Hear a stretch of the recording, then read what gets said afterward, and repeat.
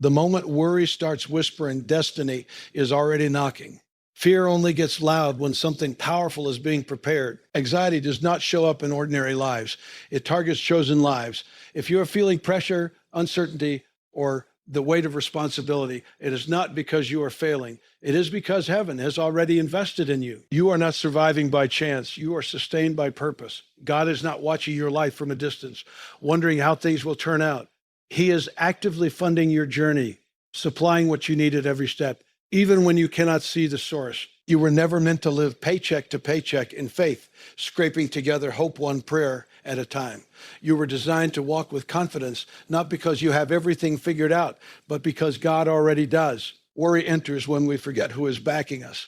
Anxiety grows when we focus on the size of the challenge instead of the strength of the provider. The truth is simple but powerful. If God chose you, He also committed Himself to your provision.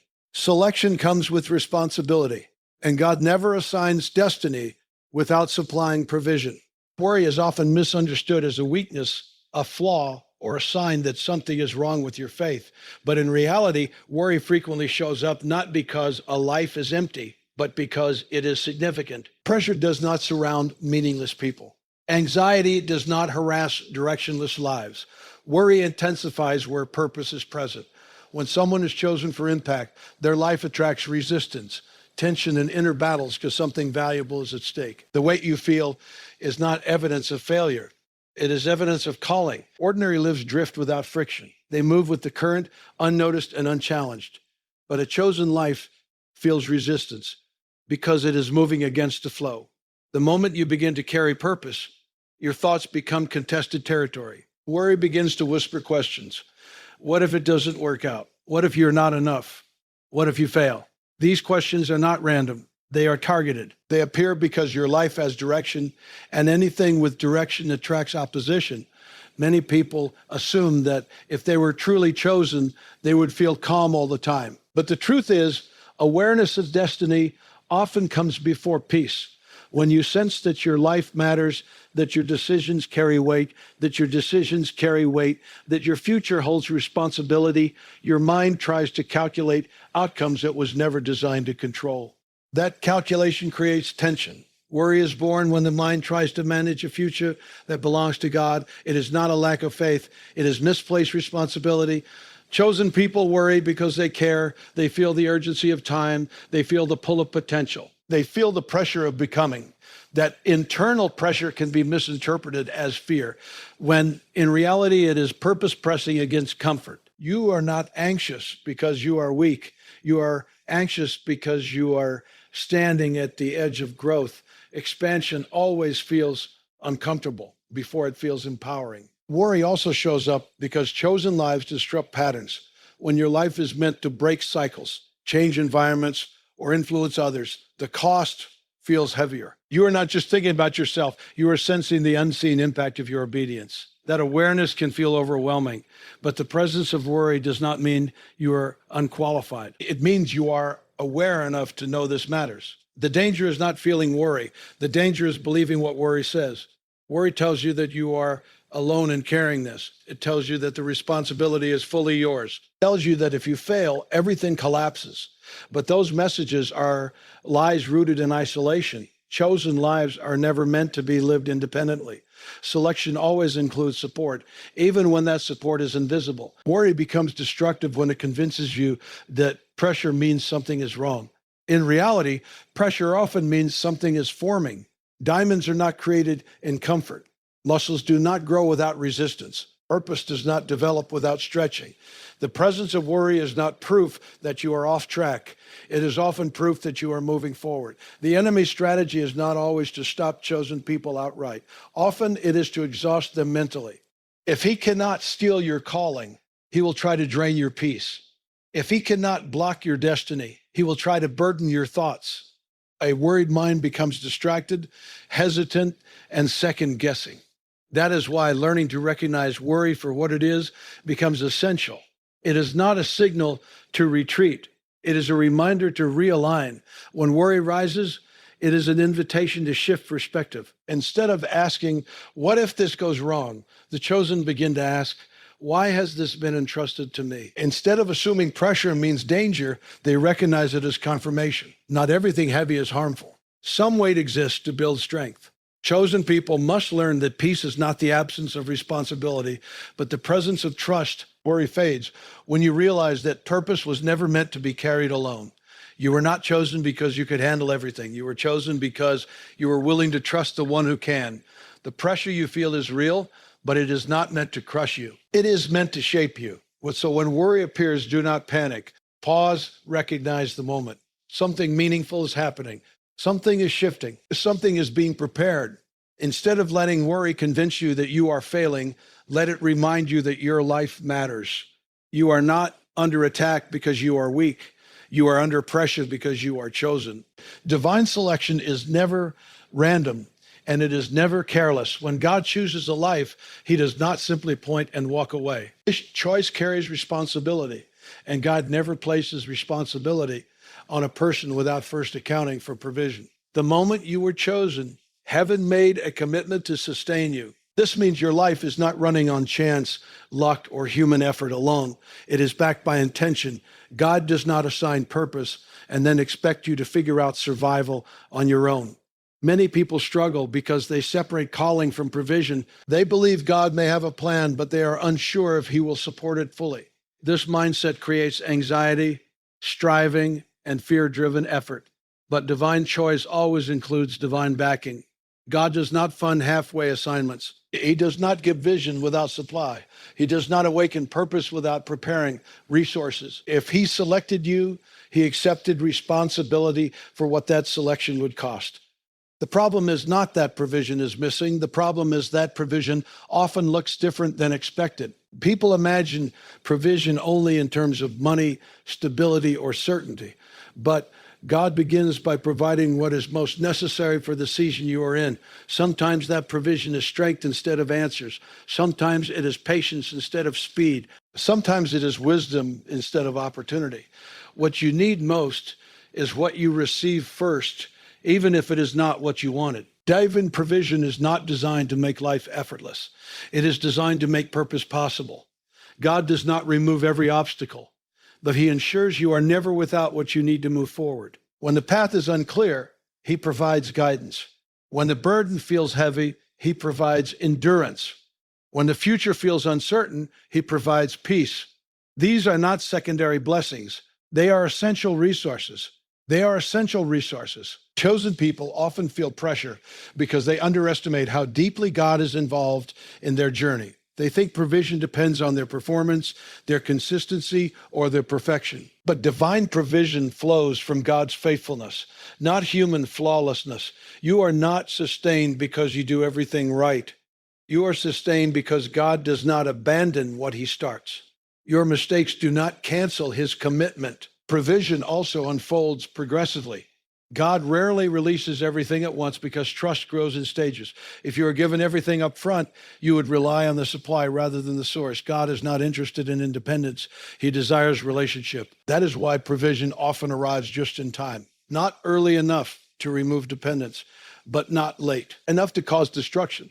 This timing teaches alignment rather than control. When you understand that God funds what he chooses, rest replaces panic. You stop forcing doors and start discerning direction.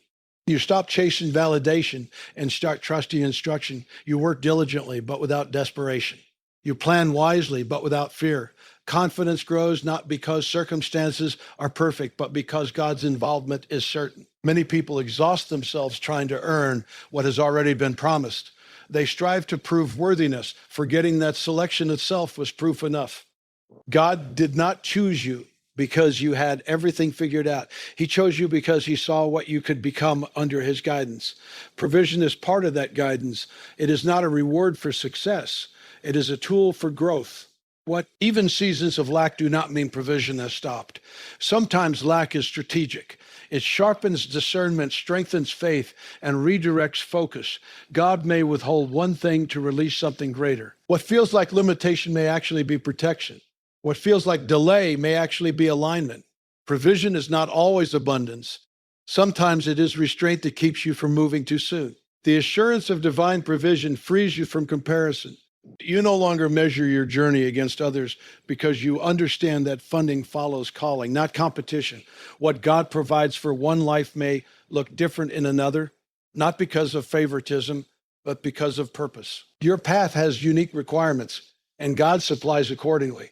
When doubt whispers that you are unsupported, remember this truth. God does not withdraw provision halfway through a calling.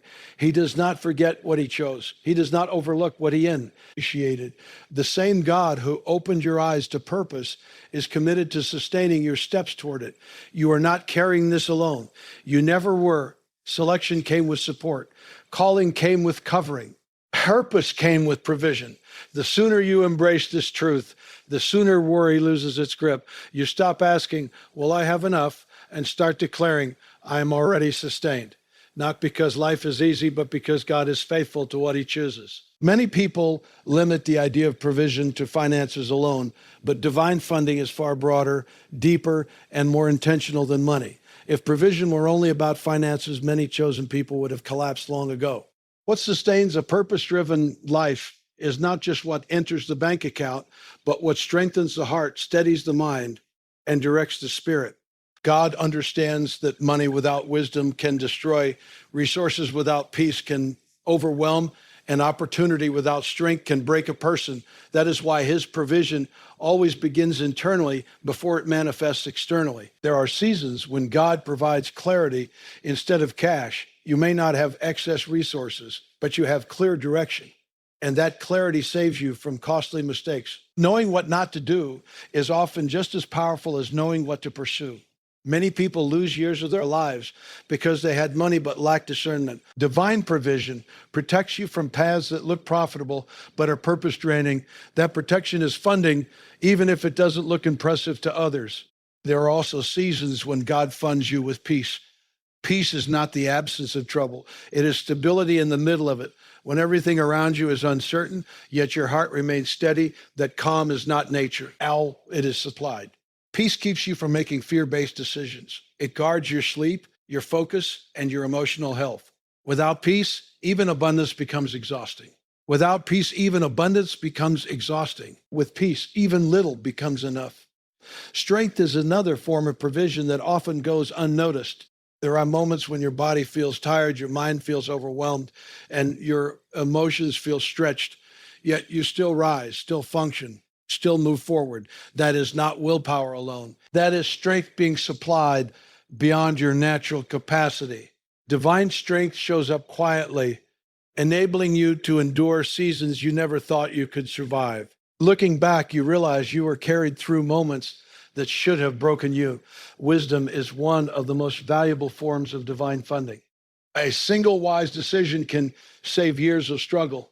Wisdom tells you when to speak and when to remain silent, when to move and when to wait, when to hold on and when to let go. God often provides wisdom before he provides reason, because wisdom ensures that when resources come, they are stewarded well.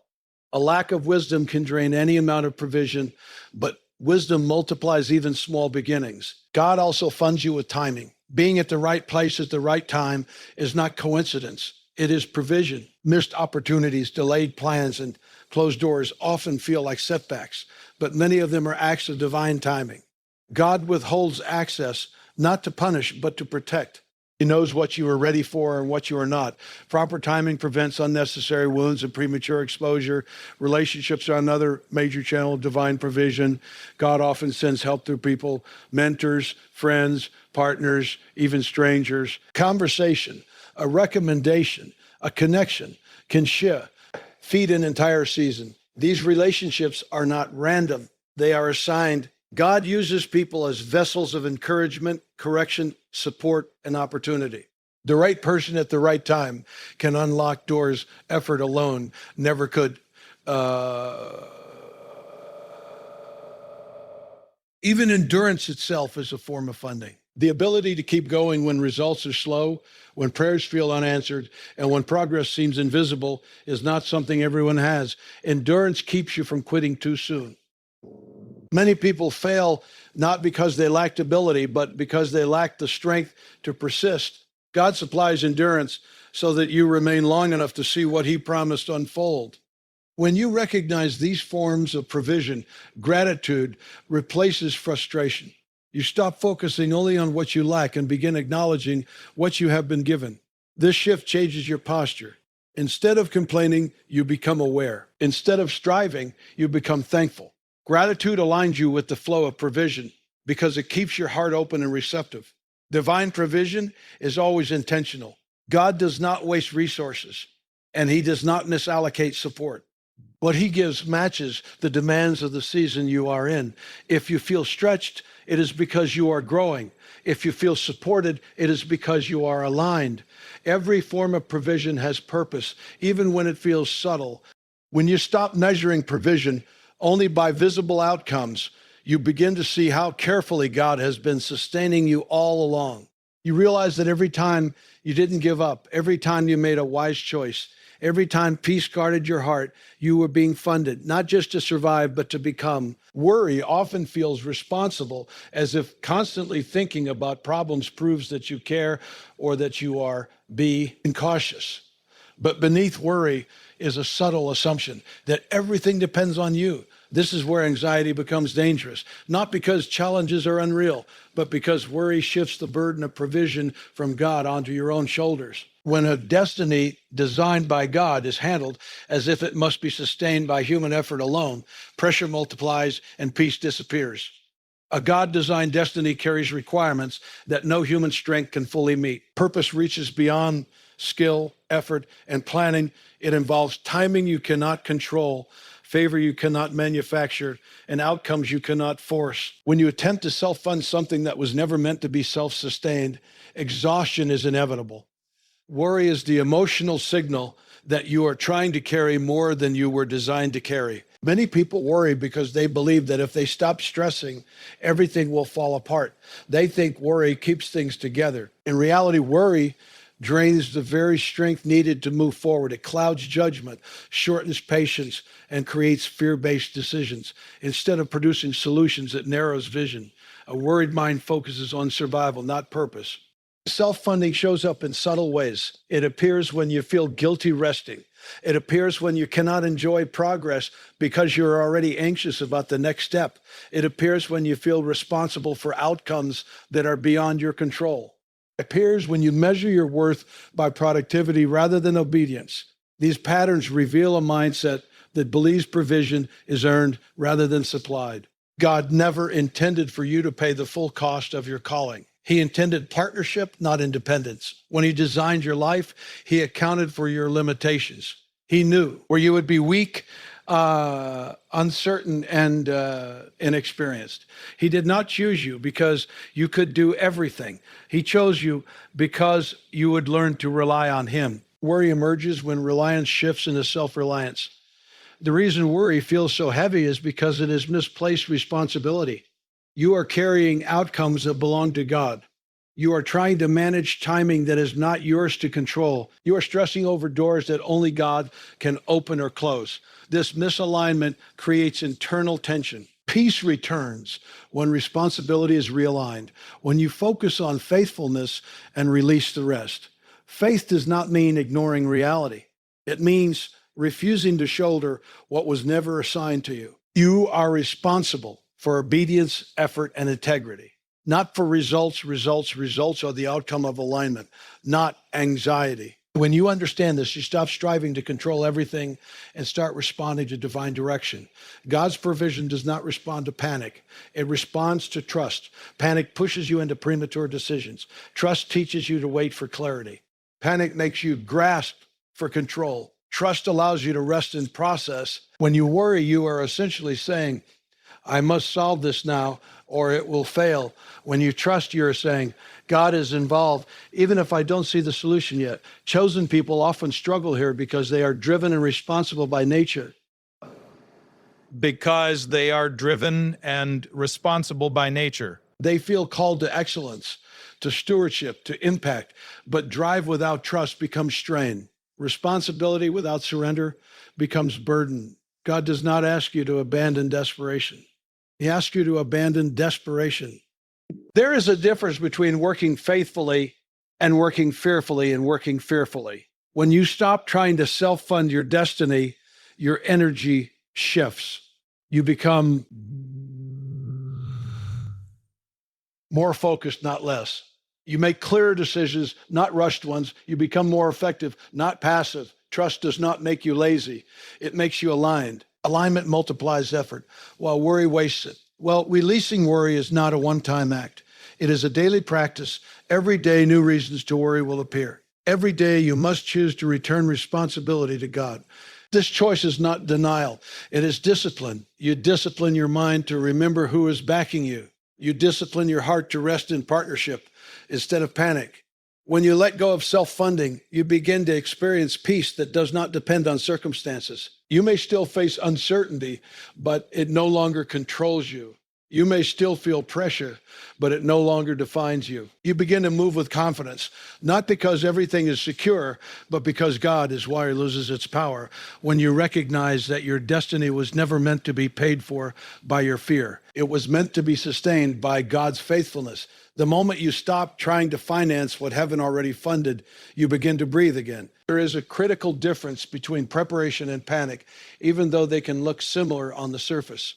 Preparation is calm, intentional, and rooted in trust. Panic is rushed, emotional, and rooted in fear. God calls for preparation because it honors wisdom, stewardship, and responsibility. Panic, however, reveals a belief that God may not come through. One aligns you with faith, the other competes with it. Understanding this difference is essential for anyone carrying purpose. Preparation flows from clarity. It asks, what is required of me right now? Panic flows from uncertainty and asks, what if everything falls apart? Preparation focuses on what you can control, your obedience, your effort, your attitude. Panic obsesses over outcomes you cannot control. That obsession creates inner turmoil and external confusion.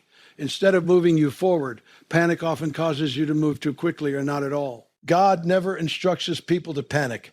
He invites them to be diligent, alert, and ready, but always from a place of trust. Panic assumes abandonment, while faith assumes partnership. When you panic, you unconsciously believe that you are alone in the process. When you prepare, you acknowledge that God is involved, guiding each step. The difference is not activity level, but heart posture. Panic pushes people into decisions before timing is complete. It makes you rush relationships, accept opportunities that are misaligned, and force doors that require patience. Many regrets are born not from lack of effort, but from panic-driven choices. Preparation, on the other hand, teaches waiting without idleness. It allows space for discernment. It respects timing. It trusts that clarity will come. One of the dangers of panic is that it feels productive. The mind stays busy, plans multiply, and action increases. But busyness is not the same as effectiveness. Panic creates movement without direction. Preparation creates movement with purpose. One drains energy, the other conserves it. When God leads, even slow steps move you closer to the right destination. Preparation also includes rest, something panic resists. Panic tells you that resting means falling behind. Faith understands that rest restores strength and sharpens perception. God designed rest as part of preparation, not as an obstacle to it. Rested mind hears more clearly. A rested heart responds more wisely. Panic, however, keeps you constantly alert, scanning for threats, instead of listening for guidance. Chosen people often confuse preparation with panic because of their sense of responsibility. They feel the weight of purpose and fear missteps. But fear-driven responsibility eventually becomes self-reliance. Preparation acknowledges limits and seeks wisdom. Panic ignores limits and pushes harder. That is why panic eventually leads to burnout, while preparation leads to growth. God is not impressed by frantic effort. He is honored by faithful obedience. He does not require you to solve tomorrow's problems today. He provides grace in portions, not all at once. Panic demands answers immediately. Preparation trusts that answers will arrive when needed. This trust creates peace, even in uncertain seasons. Another key difference is how each responds to uncertainty. Preparation adapts. Panic reacts. Preparation observes before acting. Panic acts before understanding. When uncertainty arises, preparation asks, What is the wise next step? Panic asks, how do I escape this feeling? That desire to escape discomfort leads to shortcuts and compromises. Preparation is patient with process. Panic is hostile to it. But process is where growth happens. God uses process to shape character, refine motives, and strengthen faith. Panic tries to skip process, but skipping process often leads to repeating lessons. Preparation stays present, trusting that every stage has value. Faith-based preparation produces confidence. You may not know the outcome, but you trust the direction. Panic-based effort produces anxiety. Even when progress is made, peace is absent. You are constantly bracing for what could go wrong next. That is not the life God intends for those He has chosen.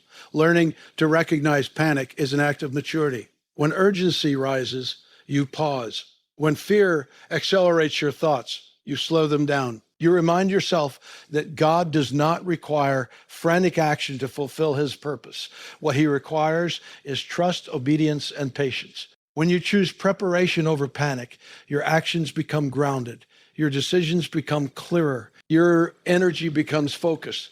You stop fighting imagined futures and start responding to present guidance. Panic loses its grip when you realize that God is not in a hurry and He is not late. Preparation keeps you aligned with faith. Panic pulls you away from it. One builds confidence in God's involvement. The other questions it. The more you practice preparation, the quieter panic becomes. You begin to move with peace, not because the path is easy, but because you trust the one leading you. Delay is one of the most misunderstood experiences in a purpose-driven life. Many people interpret delay as rejection, failure, or abandonment. But in reality, delay is often one of God's most strategic tools. What feels like waiting is frequently preparation happening beneath the surface. God does not delay because He is unwilling. He delays because timing matters more than speed. Spia, the absence of immediate provision, does not mean the absence of divine activity. Provision that arrives too early can become a burden instead of a blessing. Without maturity, clarity, and alignment, what you ask for may overwhelm you rather than help you. God sees beyond desire and into readiness. Delay protects you from receiving something before you are prepared to steward it well. What feels like denial is often divine restraint designed to safeguard your future. God's timing is intentional, not arbitrary. He knows when you are ready emotionally, mentally, and spiritually. He knows when the environment is prepared to receive you. He knows when conditions align for growth rather than damage. Delay allows all these elements to come together. Rushing ahead may give temporary satisfaction, but proper timing produces lasting fruit. Waiting seasons also expose where your trust is anchored. When provision is delayed, it becomes clear whether your confidence is in God or in outcomes. Delay invites you to shift from expectation to dependence. It challenges the need for control and strengthens faith. Learning to trust in silence prepares you to trust in abundance. Development happens in delay. Character is shaped in unseen moments. Patience is learned when answers are slow. Wisdom grows when decisions must be made with limited information. Strength is built when endurance is required. These qualities cannot be rushed. They are formed through time, reflection, and obedience in uncertainty. God often uses delay to redirect perspective. What you originally wanted may not be what you truly need. As time passes, clarity increases, desires mature, motives refine, delay gives space for discernment. Without delay, you might settle for something good and miss something greater. God delays not to frustrate you, but to align you. Provision in God's timing often arrives suddenly after a period of waiting. What felt stagnant shifts quickly once alignment is complete. The waiting was not inactivity, it was preparation for acceleration. God's suddenness is built on long seasons of faithfulness. God's suddenness is built on long seasons of faithfulness. When the time is right, what once seemed impossible unfolds with ease, but delay also teaches you to value the source over the supply. Immediate provision can create dependency on resources. Delay strengthens relationship. You learn to trust God's presence, not just His provision. This intimacy becomes the foundation that sustains you when provision increases. Without it, abundance can distance rather than deepen faith. It is important to recognize that delay is not passive. You are not called to do nothing while waiting. You are called to remain obedient, attentive, and faithful. Delay invites active trust, continuing to walk forward, even when the destination is unclear. Obedience during delay positions you for release. Many people miss this and grow bitter during waiting seasons. They interpret delay as injustice rather than instruction. Bitterness blocks growth. Trust unlocks it. How you wait determines what you become. Delay reveals whether you will grow or harden, trust or resent, lean in or pull away. God's provision is precise. It arrives when it can be maximized, not merely received. That precision requires timing. What you want immediately may be useful, but what God provides at the right time is transformative. The difference is not quantity, but impact, why it was necessary. Looking back, you see the protection, the growth, the redirection. You realize that receiving earlier would have cost you more than waiting. Delay saved you from mistakes you did not know you were about to make. Trusting delay requires humility. It acknowledges that God sees more than you do. It releases the demand for immediate answers. It chooses faith over frustration. Delay trains you to rest in uncertainty without losing confidence. God has never been late in fulfilling his purpose. What feels slow to you is aligned in eternity. Delay is not denial, it is design. Provision withheld temporarily is not punishment, it is preparation. When you understand this, waiting becomes bearable. Peace replaces panic, and faith grows stronger in the quiet, unseen work of God's perfect timing. Worry promises protection, but it never delivers solutions. It convinces the mind that constant concern will somehow prevent pain, failure, or disappointment. In truth, worry only multiplies the very problems it claims to guard against. It drains strength, clouds judgment, and weakens focus. Faith, on the other hand, does not deny reality. It reframes it. Faith acknowledges the challenge, but refuses to let the challenge define the outcome. This shift in perspective is where freedom begins. A worried mind is always ahead of the moment. Unproud, this shift in perspective is where freedom begins. It lives in imagined futures, rehearsing problems that may never occur. This mental projection steals energy from the present, where action and wisdom are actually possible. Faith brings the mind back to now. It asks, what is required of me in this moment? Instead of, what if everything goes wrong? This focus restores clarity and direction.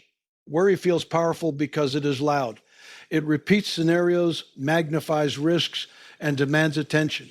Faith is often quieter, requiring intention to hear. But quiet does not mean weak. Faith anchors the mind, giving it stability when circumstances shift. While worry creates mental noise, faith creates inner order. That order allows discernment to function properly. One of the greatest damages worry causes is distorted perception. It exaggerates threats and minimizes resources. It makes problems appear permanent and solutions seem unreachable. Faith corrects this distortion. Faith reminds you that present limitations do not define future outcomes. It places challenges within a larger framework of purpose and provision. Faith does not ask you to ignore difficulty. It invites you to see difficulty differently. Instead of interpreting hardship as evidence of failure, faith sees it as part of growth. Instead of viewing uncertainty as danger, faith recognizes it as an invitation to trust. This reframing reduces fear and restores confidence. Worry also isolates. It traps you inside your own thoughts, making you feel alone in the struggle. Faith reconnects. It reminds you that you are supported, guided, and not abandoned. This awareness changes how you carry pressure. Burdens shared feel lighter. Uncertainty faced with trust becomes manageable. Another effect of worry is decision fatigue. Constant concern wears down the mind until even simple choices feel overwhelming. Faith simplifies. It narrows focus to obedience rather than outcomes. When you stop trying to solve everything at once, clarity returns.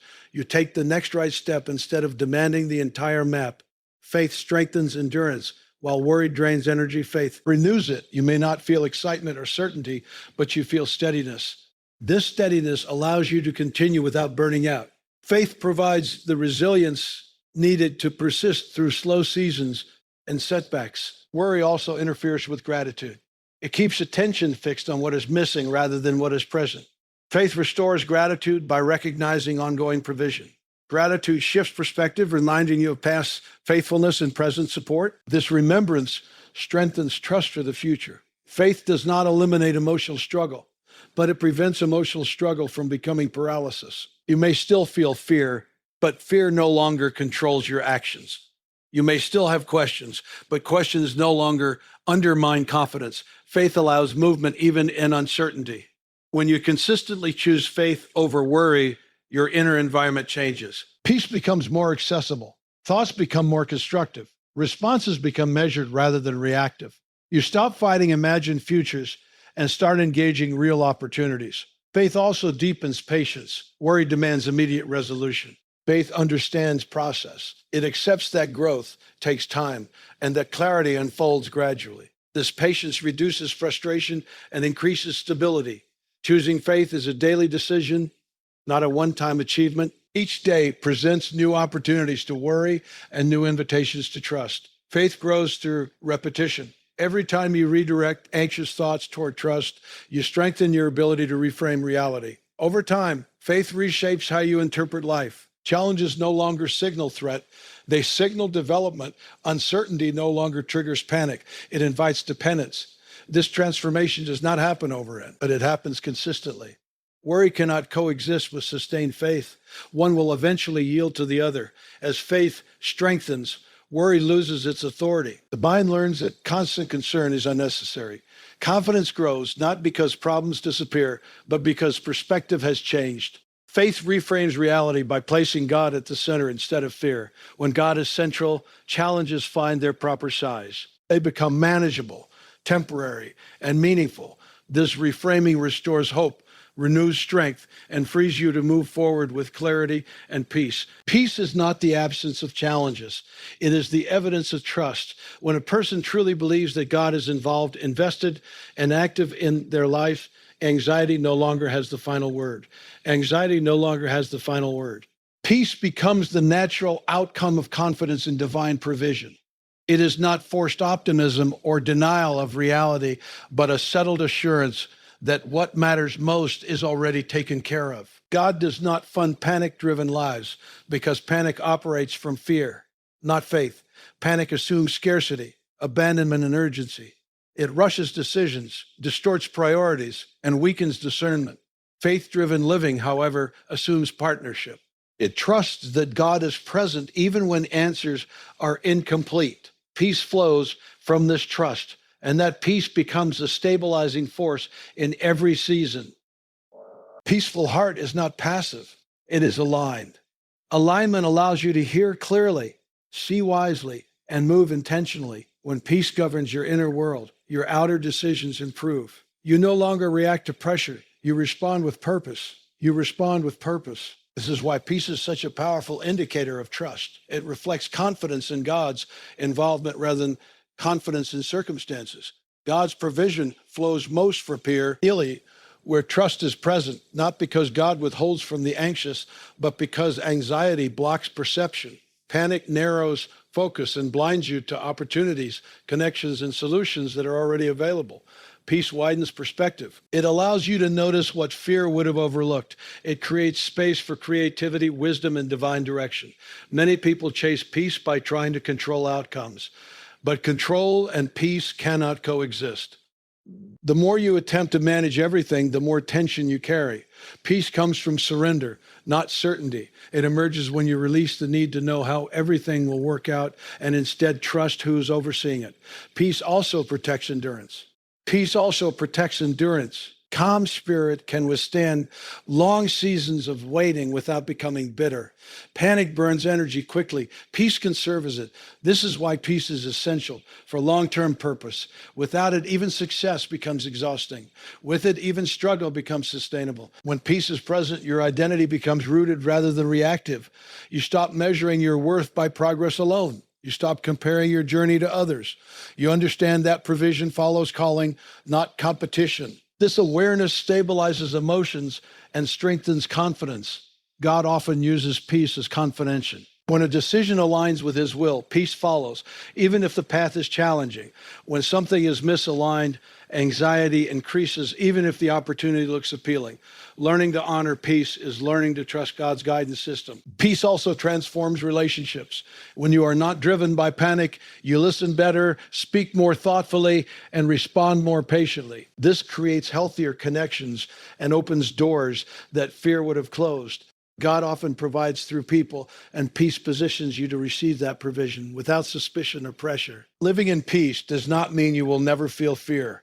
It means fear no longer dictates your actions. Peace becomes the authority. You move forward not because everything feels safe, but because you trust the one leading you. Over time, peace becomes a testimony. Others notice your steadiness. They see how you remain grounded when circumstances fluctuate. That steadiness reflects faith in action. It communicates that your confidence is not rooted in what you have, but in who you trust. God funds faith-driven lives because faith keeps the heart open. Panic closes the heart. Faith expands it. Peace is the evidence of that expansion. It signals readiness to receive, steward, and sustain what God provides. When peace governs your life, worry loses its grip. You may still face uncertainty, but it no longer controls you. You walk forward with assurance, not because you have all the answers, but because you trust the source. Peace becomes your posture, your protection, and your proof that God is truly funding your life. If this message speaks to you, take a moment to reflect on where worry has been trying to replace trust. You are not meant to live burdened by fear or pressured by uncertainty. Your life is chosen, sustained, and supported. Let peace become your daily decision. Release what you are never meant to carry. Trust the process you are in. If this sermon encouraged you, share it with someone who needs reassurance today. Stay connected, stay faithful, and remember, when God chooses a life, he also commits to funding it fully. Chosen when God is funding your life now, stop worrying.